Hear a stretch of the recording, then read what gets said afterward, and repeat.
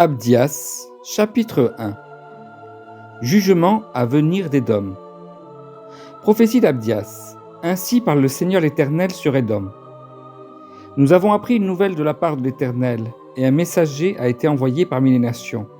Levez-vous, marchons contre Édom pour lui faire la guerre. Voici, je te rendrai petit parmi les nations.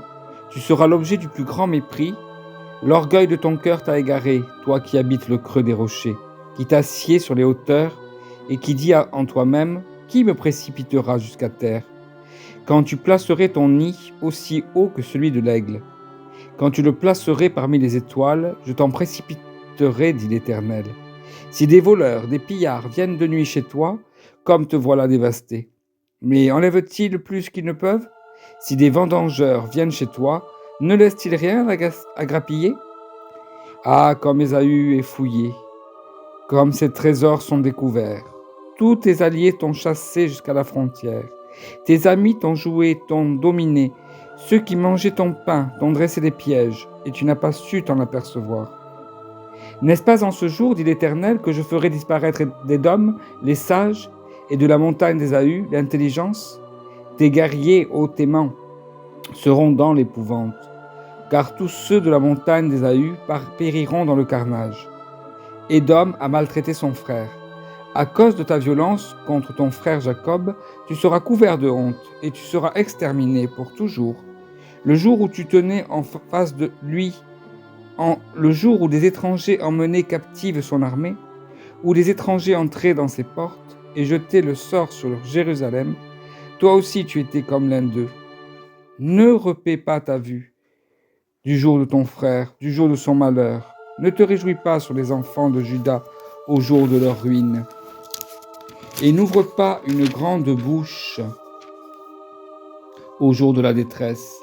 N'entre pas dans les portes de mon peuple au jour de sa ruine.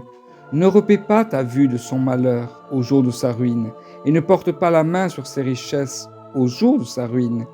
Ne te tiens pas au carrefour pour exterminer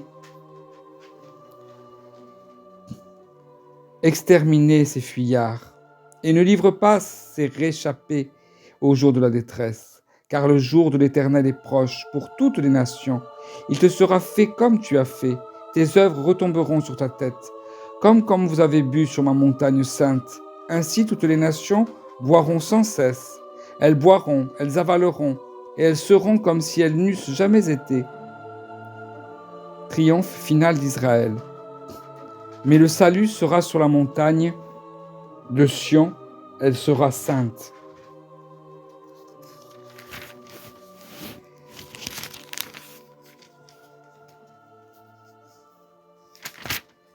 Et la nation et la maison de Jacob reprendra ses possessions. La maison de Jacob sera un feu, et la maison de Joseph une flamme, mais la maison d'Ésaü sera du chaume, qu'elles allumeront et consumeront, et il ne restera rien de la maison d'Ésaü, car l'Éternel a parlé. Ceux du Midi posséderont la montagne d'Ésaü, et ceux de la plaine le pays des Philistins. Ils posséderont le territoire d'Éphraïm et celui de Samarie. Et Benjamin possédera Galaad. Les captifs de cette armée des enfants d'Israël posséderont le pays occupé par les Cananéens, jusqu'à Sarepta. Et les captifs de Jérusalem, qui sont à Sépharad, posséderont les villes du Midi. Des libérateurs monteront sur la montagne de Sion pour juger la montagne d'Ésaü. Et à l'Éternel appartiendra le règne. Amen.